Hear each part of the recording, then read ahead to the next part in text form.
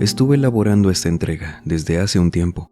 Ha habido huracanes que han devastado muchas partes de varios países en estos días, al menos en el tiempo que publico esta entrega, y ya conocen muchos este formato. De alguna manera buscamos estar con ustedes, apoyarlos, haciéndolo de la forma en que este canal pueda brindar en primera un espacio para recargarnos un poquito de todo lo que pase allá afuera, y lo segundo, el apoyo, en caso de que lo lleguen a necesitar. De todas formas, al final del video les recuerdo esto, y que me encuentro al pendiente en todo lo que podamos apoyar. Así que por ahora, ¿qué le parece si aprovechamos que estamos por aquí contando relatos ocurridos en huracanes? Y permítame acompañarlos durante cualquier actividad que estén realizando, o pónganse cómodos. Vamos a desconectarnos un ratito del estrés y de la prisa del mundo exterior, y mejor preparen y acompáñenos con la bebida de su preferencia y vámonos hacia Monterrey, Nuevo León, México. Rosalinda de la Cruz nos cuenta esto. Apenas unos días después del huracán Gilberto en el 88, cuando las lluvias habían bajado un poco, la ciudad ciertamente era un desastre. Y en ese entonces yo vivía en Barrio Antiguo, cerca de la Avenida Constitución, muy cerca del río Santa Catarina, que para quienes no lo sepan, era un río que llevaba apenas un poco de agua, pero con ese huracán se llevó todo lo que había en él. No acabaría de mencionar todo lo que había a lo largo de este, pero mucha gente perdió la vida ese día. A muchos los veían yéndose en ese río. En esos días mi trabajo me permitió faltar sin problema. Mi hijo tenía apenas 7 años y tampoco estaban abiertas las escuelas. La ciudad, al menos con el tema del río, de las inundaciones, no es que estuviera tranquilo ya, pero ya no era el caos completo que habíamos vivido.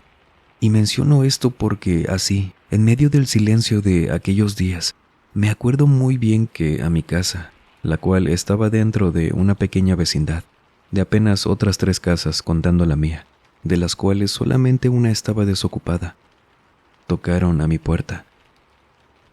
Mi hijo tenía la costumbre de siempre asomarse por una ventana que teníamos en la habitación, donde podíamos ver hacia el exterior de la puerta principal. Yo me estaba secando las manos porque estaba en la cocina, lavando los trastes, por lo que mientras le pregunto a mi hijo que quién era, a lo mucho podía ser un vecino, el de al lado, porque nadie podía entrar a la vecindad si no tenía las llaves del portón. Y me acuerdo que mi hijo me dijo desde la habitación: «Es una señora, viene toda mojada, mamá». A mí se me hizo raro. Pensé en que había vuelto a llover y no sé por dónde habría entrado la mujer. No era fácil de brincar por alguna barda de la vecindad, por lo que me seco las manos, camino hacia la sala, luego la puerta, y mi hijo me decía que la señora venía escurriendo. Al abrir la puerta, no vi a nadie. Salí para asomarme, pero solo estaba el vecino, un hombre de unos 50 años a lo mucho, abriendo el portón de la vecindad. Apenas iba entrando. Le pregunto a mi hijo que si vio a dónde se fue la señora, pero él justo se había quitado de la ventana cuando yo abrí, y me dijo que no vio, por lo que salgo caminando hacia el portón, saludando al vecino, diciéndole: «Buenas tardes, vecino, disculpe, ¿no vio a una señora salir o entrar? Es que me tocaron la puerta, pero justo acabo de salir y no vi a nadie. ¿No vio para dónde se fue de casualidad?» «No, vecina, justo voy llegando y estaba todo cerrado. Mire, acabo de abrir el candado, ¿está segura?». Le respondo que sí, y mientras cierra el portón, vamos caminando, le voy platicando de eso que mi hijo me dijo, que era una señora muy mojada, empapada. Y yo, notando que estaba nublado, pero no estaba lloviendo, la calle estaba seca. Vamos de regreso a nuestras casas y el señor me dice: «Pues a como me la describe, no sé lo que vio su hijo, pero ya vio ahí». Me señala la entrada de mi casa y los 3, el vecino, mi hijo y yo, vemos un charco algo grande de agua justo en la puerta de mi casa. Y les digo, todo estaba seco, no tenía alguna tubería que viniera del techo a dar justo en la puerta, no tendría sentido. Y mi hijo me dice que ahí vio a la señora parada, que ella había dejado ese charco. El vecino y yo nos volteamos a ver y él me dice que no pasa nada, que muy seguramente, me decía en voz baja, sería una de las pobrecitas personas que no se alcanzaron a salvar del huracán. Él me pide que lo espere. Entra a su casa, me da una vela pequeña, blanca, unos cerillos y me dice que la encienda. En tanto él comienza a barrer ese charco, a esparcir el agua. Yo lo hago y él me dice que íbamos a dejar ahí esa vela, afuera, esperando que no nos volviera a asustar, que no me preocupara, que muy seguramente no nos quería hacer nada malo, pero entendía que diera miedo. Esa tarde le agradecí al vecino. Me quedé, no se los niego, asustada, sinceramente, pero me hizo sentido lo que me dijo el Señor. Claro que le creía a mi hijo de lo que vio, porque yo escuché cómo tocaban la puerta, y encima ese charco que salió de la nada. Le voy a dar una recopilación rápida de lo que había antes del huracán, en el río Santa Catarina en el 88, para darnos una idea de todo lo que barrió el paso del agua, de lo grande que es este río y toda el agua que puede acumular. Encima, yendo de bajada desde la Huasteca, el río Santa Catarina contenía estos espacios: 80 canchas de fútbol soccer, 40 de tenis, 20 de básquetbol, 2 de fútbol americano, 25 de béisbol y softball, 2 estadios con capacidad para 1000 asistentes cada uno, 5 parques recreativos, una alberca semiolímpica de 25 metros, una alberca olímpica de 50 metros, oficinas, 2 teatros al aire libre, 10 vestidores y baños, 3 viveros, una ciclopista de 16 kilómetros, una pista para patinar, entre muchas otras cosas más que eran eventuales, pero estuvieron ahí ese día. Y todo esto no es nada aún así, al lado de las vidas que se perdieron ese día, las cuales lamentamos su partida. Y es relevante que le comente todo esto porque, al menos en Nuevo León, no era una zona que pegaran tan fuerte los huracanes. Sin embargo, hay cosas que se deben prevenir, y otras que, tristemente, nos toman por sorpresa, a la mala, lo cual, repito, lamentamos mucho a día de hoy. Lo digo con todo respeto. Nos vamos ahora con Elena Marroquín, quien desde Acapulco, México, nos cuenta esto. Quizás al momento de platicarles esto, habrá mucha gente que al escucharlo les cueste creerlo.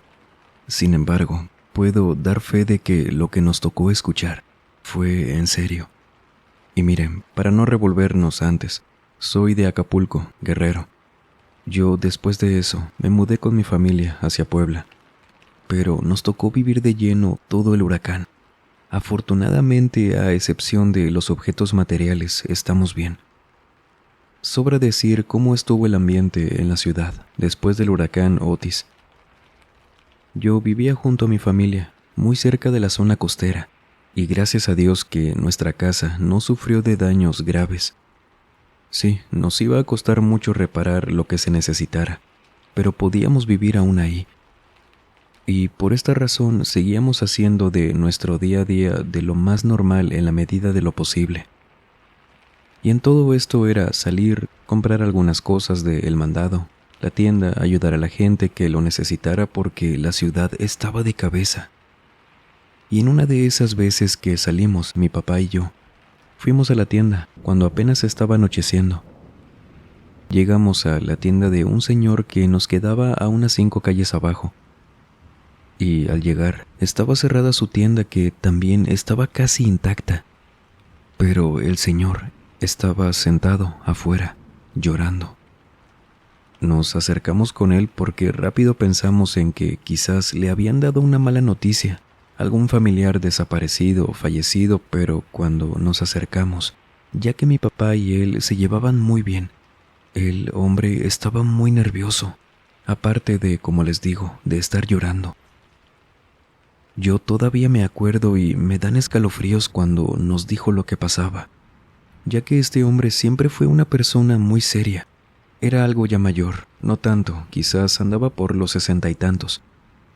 Él le dijo a mi papá muy mal que había bajado hace unos minutos a ayudarle a la gente con sus casas, a recoger cosas y que estando cerca de la playa, en una parte de la colonia que aún estaba inundada, que de ahí, con solo una persona presente cerca de él, vieron que del agua salieron, a sus palabras, los muertos, que les estaban hablando, les decían que se metieran al agua con ellos, que les hacían señas con la mano, que el otro muchacho que estaba con él fue el que jaló al señor de la tienda hacia atrás, lejos del agua, y que le dijo que no les hiciera caso, que seguro eran alucinaciones, pero que el señor ahí le preguntó que si era algo así, porque él también los vio, y que este muchacho se quedó callado, y le dijo que quizás eran otras cosas, pero humanos no eran.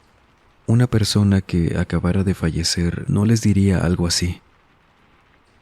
Hasta que llegó a su tienda, el señor cayó en cuenta de lo que había visto por la costa, y justo coincidimos con él cuando estaba muy mal por ver eso. Mi papá se quedó platicando un buen rato con él. Yo vi que pasó una vecina y regresé a la casa. Papá me dijo que me alcanzaría más tarde, y de hecho llegó a la casa hasta como a las 11 de la noche. Tanto él como yo sabíamos que el señor no mentía, no tenía por qué hacerlo. Se veía muy afectado y papá me dijo que el señor le estaba diciendo la verdad. Algo había visto en la costa. Al señor lo dejamos de ver tiempo después. No volvió a abrir su tienda y nosotros tampoco duramos mucho tiempo más en Acapulco. Solo espero que esté bien. Ha habido, después de ciertas catástrofes naturales, manifestaciones extrañas. Por ahí algunas creencias aseguran que es por todo lo malo que dejan a su paso, para los seres vivos afectados por esto, claro, y que por eso se ven cosas extrañas en ciertas partes.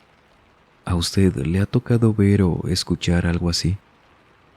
Vámonos ahora hacia Quintana Roo, México. Alfredo Castañeda nos cuenta esto. En el año 2005 yo tenía 8 años. Recuerdo todo perfectamente respecto al huracán Wilma. Fueron tan devastadores aquellos días y eso que nosotros vivíamos en la zona norte, donde pegó muy fuerte, pero afortunadamente nuestra casa no quedó tan mal. Aún así, no es que nuestra casa hubiera quedado como si nada. De hecho, lo que acabo de comentar es solo que donde vivíamos, a comparación de sitios que desaparecieron por completo. Nosotros aún la podíamos levantar, pero estábamos muy mal también. Respecto a esto, para no recapitular cosas muy feas que vimos y nos pasaron en aquellos días, lo que les vengo a contar es precisamente una noche de esas en las que apenas había dejado de llover. Nos habían dado la indicación de que no regresáramos aún a las zonas más afectadas, porque la inundación y la ciudad eran de película. Pero ahí va nuestra familia, y no los culpo, queriendo buscar documentos importantes en la casa, objetos con mucho valor para mis papás. Y a mí no me dejaron acompañarlos, pero era tan fea la situación que, imagino, no tenía ni cabeza para pensar con quién dejarme, por lo que me llevaron, en compañía de un tío que se ofreció a cargarme en todo momento. Fue tan difícil llegar a casa. Mis padres estuvieron consiguiendo durante el día comida, cosas, y por eso fuimos hasta la noche. Mi tío tenía linternas, entonces con eso nos apoyamos. Y cuando entramos a la casa, nadando, tal cual, entre las pocas paredes que quedaban completas, mi tío me dejó sobre un mueble que teníamos en el comedor, el cual no estaba hundido por completo. Yo veía mientras a mis papás, de un lado para otro en el agua, buscando como podían en la oscuridad, y a mi tío afuera, viendo si pasaba alguien o necesitaban ayuda. Y de la nada empezamos a escuchar esos cortocircuitos en los postes de luz, esos sonidos como de chispas. No sé si habían aún de pie postes de luz, pero sonaban arriba de la casa. Seguido de esto, mis papás y mi tío empezaron a gritar que nos subiéramos a los muebles, que nos trepáramos a las protecciones de las ventanas, que saliéramos del agua. Porque imagínense, algún cable por ahí y nosotros hundidos, no la íbamos a contar. por el miedo de ese ruido, lo pequeño que era para entender el tema de los cortos en esas situaciones. Escuchar a mis papás aterrados gritando. Yo me bajé del mueble y mi plan era buscarlos, porque no veía a mi tío ni a mis papás. Ellos estaban en otra habitación. De la nada, entre gritos, ese sonido arriba de nosotros, una mujer, una señora, así, entre la oscuridad y el agua, me carga y me vuelve a poner arriba del mueble en el que estaba, escuchando de vuelta a mis papás que no dejaban de repetir que saliéramos del agua. Yo les juro por mi vida, por todo lo que quieran, que cuando me subió la señora, y que gracias a Dios se dejaron de escuchar esos cortos de electricidad, ella se fue caminando, lento, entre el agua, entrando a la habitación de mis papás, la cual solo tenía una entrada. No pasó ni un minuto que la vi, que dejamos de escuchar los cortos para que los oyera a ellos, cayendo al agua, hablándome a mí, a mi tío, y los vi salir de la habitación, observándome y diciéndome que nos fuéramos. Me bajé del mueble, encontramos a mi tío, nos fuimos y ya en una casa de uno de los amigos de mis papás, donde nos estábamos quedando, que no quisieron dejarme ahí porque ellos también habían salido y no era seguro quedarme solo. Ahí fue que les pregunté porque recién me acordé de la mujer que me volvió a subir al mueble. Le dije a mis papás lo que hizo, que no la conocía y que la vi entrando a la habitación donde estaban ellos, que les repito, solo había una entrada y salida. Y ellos me dijeron que en todo momento estuvieron viendo a la entrada y no vieron a nadie entrar, pasar o salir. Y mi tío estaba fuera de la casa, arriba de una barda, pero él tampoco vio a nadie entrar o salir. Y yo no me la pude imaginar porque mi plan era ir con mis papás a la habitación, no volver a subir al mueble que, de hecho, me costaría si lo intentara hacer por mi cuenta. Y alguien que desapareció me salvó de haber sufrido, quizás, un corto en el agua. Si se da cuenta en este relato y en el pasado, fueron experiencias tal vez un poco contrarias en cuanto a lo que estos seres, espíritus, como guste llamarlos, buscaban. ¿Le ha pasado algo así que pueda decir que alguien o algo lo salvó de una situación de peligro? Recuerde que las redes sociales del canal y de su servidor están en el primer comentario. Siempre es un gusto saludarlos por allá. Y así nos mantenemos en contacto. Pueden enviarme sus historias de todo. Gracias de antemano. Y ahora nos vamos con Eliseo Gutiérrez, quien desde Texas, Estados Unidos, nos cuenta esto. Por un montón de cosas que se escaparon de nuestras manos, no pudimos salir a tiempo de la Isla del Padre en el 2008, cuando fue el huracán Dolly. Ciertamente creo que también fue imprudencia de mi parte por haber visto que había bajado un poco de intensidad el huracán y que no iba a llegar tan fuerte a la Isla del Padre. Me equivoqué, estuvo mal. Expuse a mi familia, mis pequeños que tenían 3 y 4 años, a mi esposa y a mí. Pero tampoco anduvimos en las calles, nos refugiamos en uno de los albergues que nos facilitaron, ya fuera de la zona turística, que es donde nosotros estábamos, en un hotel. Y me acuerdo que cuando pudimos salir, que bajaron los vientos fuertes, hicimos algunas compras cuando vimos que el hotel afortunadamente no terminó tan mal. Al menos nuestra habitación tenía todas las ventanas. Y bueno, hicimos las compras y a unas 2 calles del hotel íbamos caminando los 4, pero solo mi esposa y yo vimos cuando ella me dijo que volteara, señalándome hacia arriba. Yo giro la vista hacia un anuncio de esos altos, no tan grande, y ahí, donde mi esposa me gritaba, asustada, que viera, vimos un ave, o lo que yo creía que era un ave, pero gigante. Y notamos lo grande que era hasta que abrió las alas y no parecía ser de esas aves delgadas sino algo robustas. Sin embargo, no parecía tener cuello, solo una cabeza como pegada al torso, a lo que alcanzamos a ver porque esa cosa desplegó unas alas enormes y por el miedo de ver esa cosa, que ni en broma, parecía ser un pájaro de el más grande que se nos ocurra. y ver cómo parte de ese anuncio se desprendió del poste cuando esa cosa empezó a volar. Comenzamos a correr porque no fuera que nos alcanzara a caer ese anuncio. Y cuando terminamos de correr, llegando a un negocio, refugiándonos, empezamos a hablar de lo que habíamos visto mi esposa y yo. Y sí, vimos exactamente la misma cosa, o criatura, no sé qué era. Yo no voy a decirles que era el hombre pájaro, el Mothman, algo así. Realmente no puedo asegurarles nada, porque puede ser que sí, puede ser que no. No tenía sentido el tamaño de esa cosa encima de ese anuncio. Pero sí lo vimos claramente. Era completamente oscuro, casi como solo una silueta. Sin embargo, no había nadie más que lo viera en ese momento, solo mi esposa y yo. Ese tipo de avistamientos, si usted se pone a buscar un poco, no va a tener problema en encontrar testimonios, como el que nos compartieron a través de Facebook, de estos seres alados, grandes que se aparecen o salen de no sé dónde cuando hay un desastre natural o, en ocasiones, ocasionados por el hombre. Y este caso al menos, tenemos de testigos a una pareja de esposos. Pero ¿por qué se presentan cuando ocurren este tipo de eventos? ¿Están relacionados o quizás los atraen los desastres? Hay un montón de teorías, de avistamientos, pero ¿usted había escuchado sobre esto?